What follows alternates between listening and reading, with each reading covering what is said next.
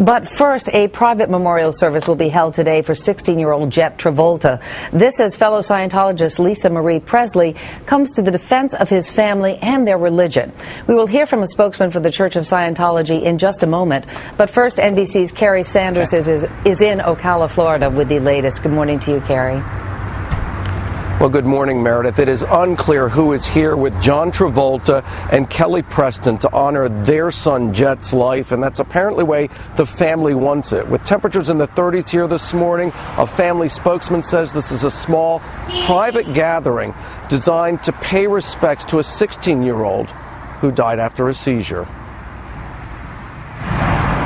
Some family and close friends attending 16-year-old John Travolta's memorial service have arrived in private planes, landing at the Travolta's Florida home, which sits next to a nearly 2-mile-long airstrip.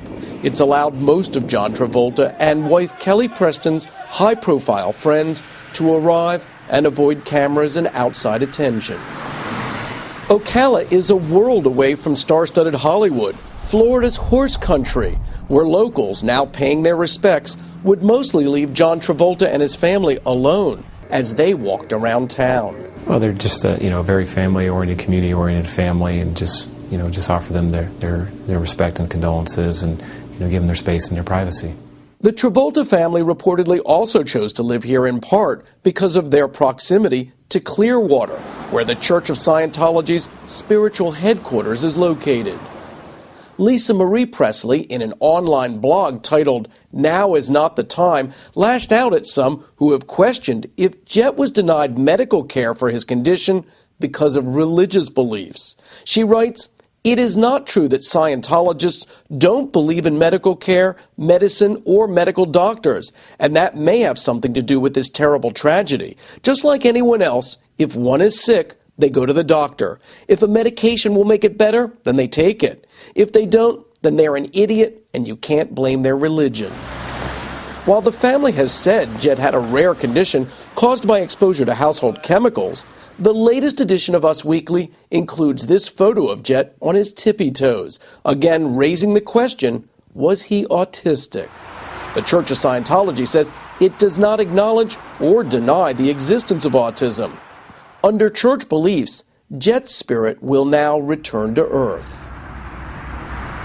Scientologists believe in something akin to reincarnation, that a person's spirit returns to Earth in another body. Meredith? Carrie Sanders, thank you so much. Tommy Davis is a spokesman for the Church of Scientology International in Los Angeles. Mr. Davis, good morning to you.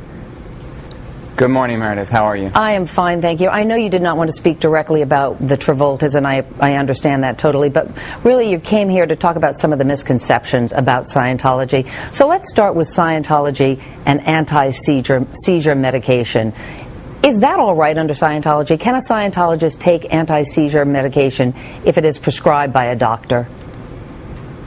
Absolutely, yeah. Whenever you're dealing with any kind of physical condition, I mean, this isn't the kind of thing that's even an option. I mean, this is mandatory. You have some sort of physical condition diagnosed by a medical doctor, and that doctor is prescribing a medication.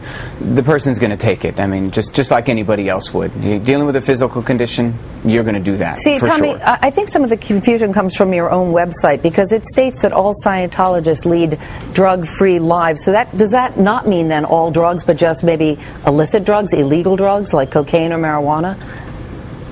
Yeah, exactly. We're talking about street drugs there, or that kind of thing in terms of drug abuse or drug addiction, and any sort of illicit or street drug, that kind of thing. But as far as medical drugs, as far as going to a doctor and dealing with any kind of physical condition or something that might be wrong with somebody, Scientologists go to doctors for sure. It's a matter of church policy, frankly. Someone has some sort of physical condition, they're suffering in some way, something's going on, they're going to go to a doctor and seek conventional medical help and follow that course of treatment. What any doctor would recommend. What if it's a psychological condition or a neurological condition like autism? Does the church recognize that?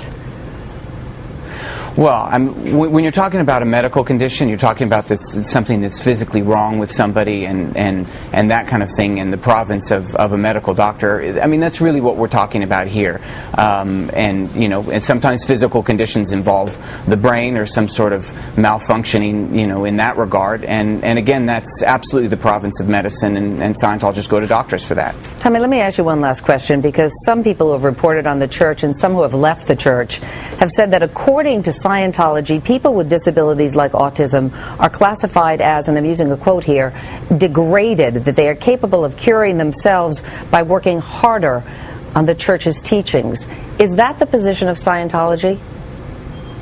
Absolutely not. I mean, that's completely false, and frankly, really what we're talking about here is this is a tragedy. I mean, no parent ever thinks they're going to lose their child, and I think if you have people coming out of the woodwork like that, saying these kinds of things, I mean, I think that's pretty disgusting, and really what you said is not true. I've never heard of any such thing, and there's nothing in or with Scientology that would ever look down on somebody in any way, shape, or form. I mean, we think, I think that's pretty gross, and I think it's a tragedy, and it certainly doesn't sound like anything I've ever heard. I can tell you it's absolutely not true. All right, Tommy Davis, thank you so much for your time this morning. You're very welcome. Thank you so much, Meredith.